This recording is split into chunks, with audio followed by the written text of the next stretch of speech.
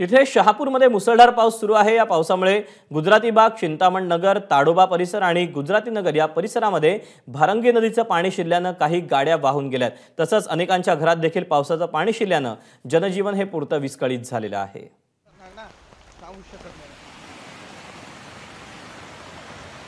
शहापूरमध्ये मुसळधार पाऊस झालेला आहे। अनेक रस्ते जलमय झालेले आहेत। भारंगी नदीचं पाणी शिरल्यानं अनेकांच्या गाड्या वाहून देखील गेलेल्या आहेत। अनेकांच्या घरात देखील पाणी शिरलेलं आहे, तर काही भागाचा संपर्क देखील तुटलेला आहे।